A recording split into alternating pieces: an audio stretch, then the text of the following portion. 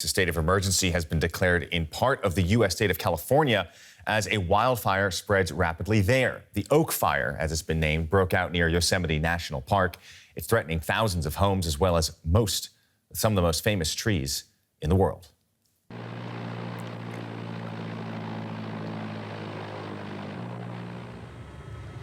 This fire is closing in on the largest grove of giant sequoias in Yosemite National Park.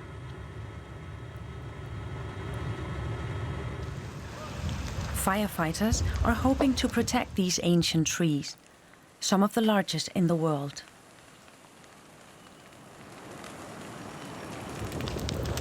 Homes, businesses, cars, the flames are devouring everything.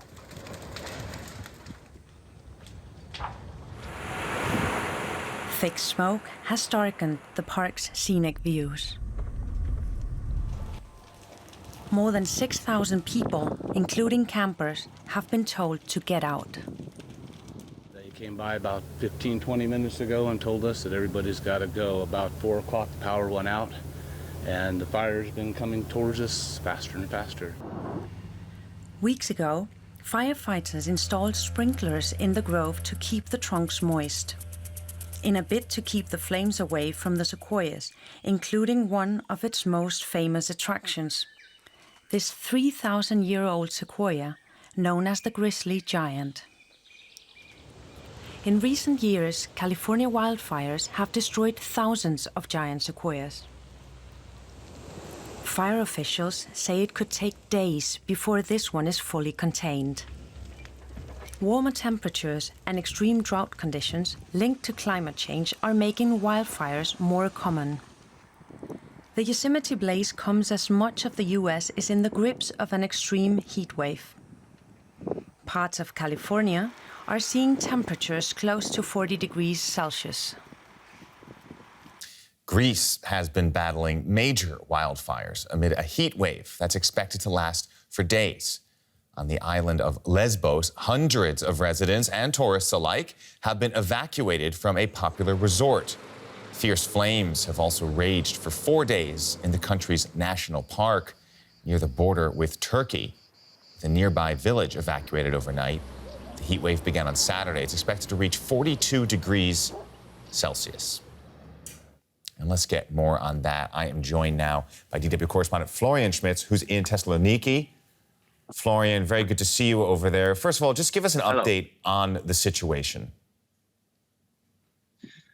Well, we're looking back on a very difficult week with very strong blazes, more than 50 of them just during the past 36 hours. You already mentioned the most critical one in Evros, in Dadiyas, a protected forest that has been on fire for the past 4 days and 4 weeks. Very strong winds and the temperatures make it very hard to control the fires. And the strategy at the moment seems to be not to extinguish the already burning fires, but to prevent them from spreading. You also mentioned the other critical situation that we're having in Lesbos, where a holiday resort had to be evacuated. I just talked to a colleague of mine about an hour ago who is on site, and she told me that fires keep flaring up, but that the overall situation seems to be improving. Airplanes try to extinguish the fires with seawater, and help has arrived from the mainland in the morning. Now, Greece sees fires every summer. It's not particularly unusual. Is there anything that makes these fires this year different? Well, definitely the experiences that we made last year with the devastating fires in Evia, on the island of Evia, and in Athens. A major mistake that the government made last year, for example, was to activate the European Civil Protection Mechanism way too late, so that that help from other European countries arrived when the fires were already out.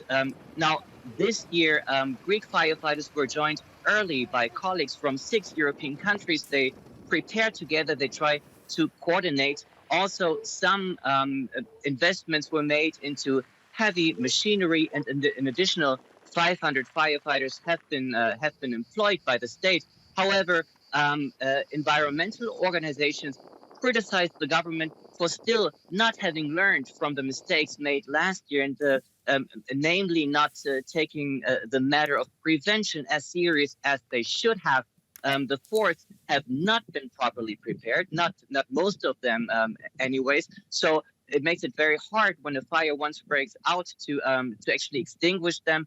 And also, there still seems to be a lack of coordination, especially when it comes to local authorities, where each authority has their own fire plan and an own plan to react in case of emergency, which of course makes it very difficult. And the major problem is that Athens seems to have invested a lot of money into an already overinflated police force.